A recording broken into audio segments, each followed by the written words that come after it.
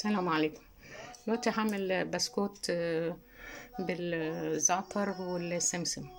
المقدار اللي هعمله نص كيلو. انا جبت هنا نص كوبايه لبن على نص كوبايه سكر على نص كوبايه زيت، وهخفقهم مع بعض.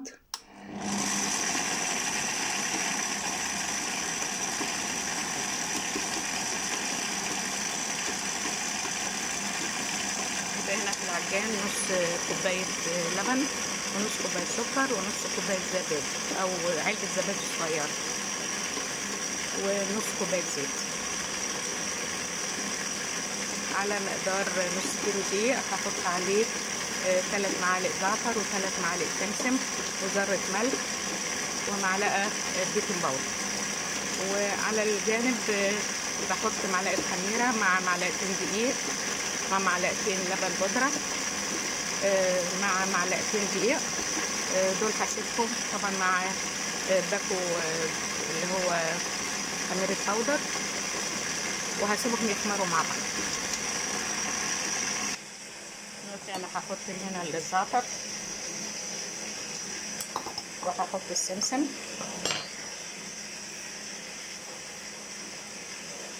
وهنا هاخد معلقتين من الدقيق ده، ادي معلقه وادي الثانيه، وهحط عليهم اللي هو باكو الخميره، وهنا برضه هنحط معلقه البيكنج باودر وذره الملح واقلب المقدار مع بعض. ادي معلقه البيكنج باودر وادي نص معلقه الملح، وبرضه هقلبهم بقى مع بعض. وبعدين هنزل عليهم بالسائل اللي احنا حاطينه في الخلاط اللي في العجان، واسيبهم لغايه ما تبقى العجينه يعني ماسكه نفسها.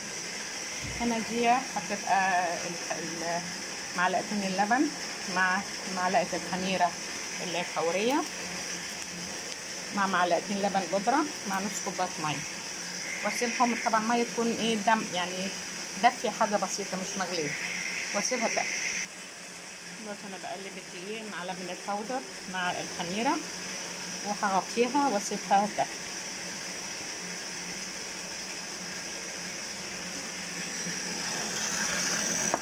هنا في العجان شغال، هنزل الدقيق عليه حبه حبه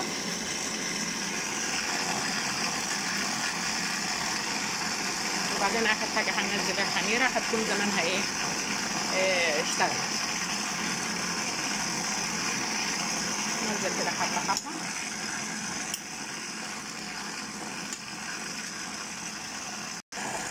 دلوقتي هننزل على العجينه الخميره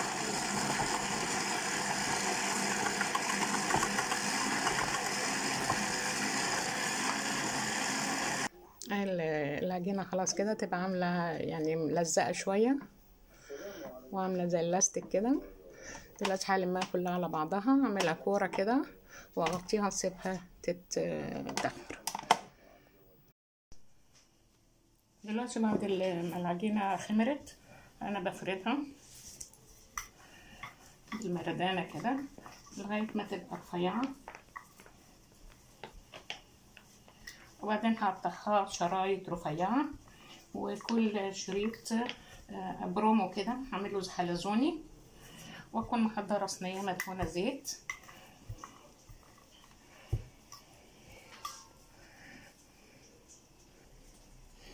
دلوقتي انا هظبط المستطيل ادي كده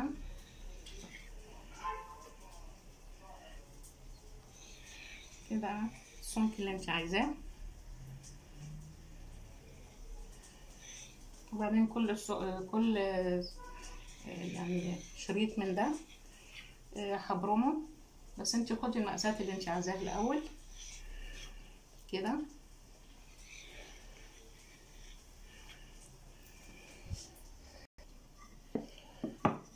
دلوقتي انا فردتها زي ما انتم شايفين كده مستطيل وصوابع، وبعدين هقسم كل الشريط بالطول اللي انت عايزاه.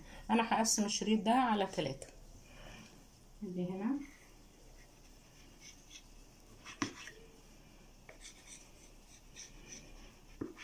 كده، وبعدين هاخد كل شريط زي ده كده بالطول، هعمل له حلزوني كده. وبعدين انا جايبه هنا صينيه دهناها بالزيت هي كويس.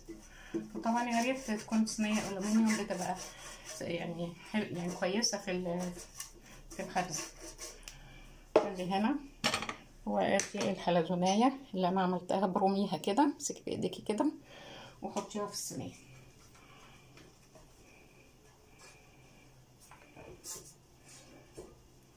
هاخد واحده تانية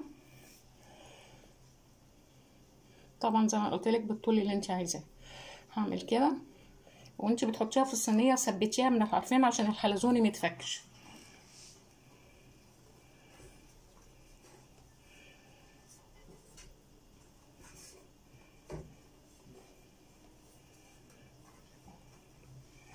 وادي كمان واحده كده. طبعا ده معمول بالزعتر وبالسمسم، انت عايزه تحطي جبنه رومي، عايزه ما تحطيش حاجه كيفك، بس هو بالزعتر وباليانسون بالسمسم، عايزه تعمليها باليانسون والشمر زي ما تحبي.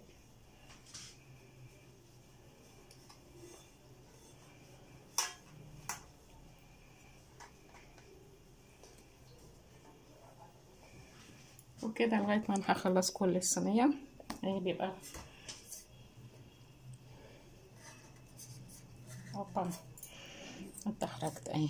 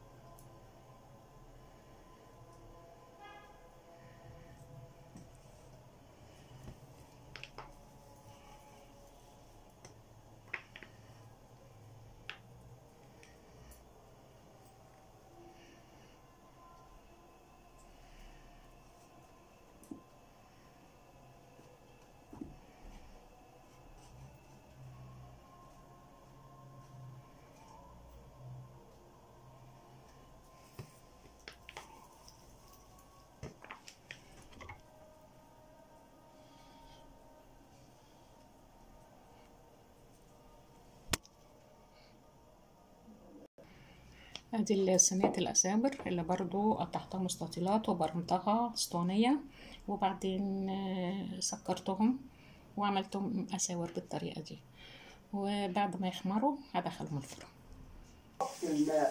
وبناء كده المساجد خلاص ودور العلم بسكوت والفقراء اللي والمساكين بالزعتر والمساكين والسمسم. التي يطعم منها الفقراء.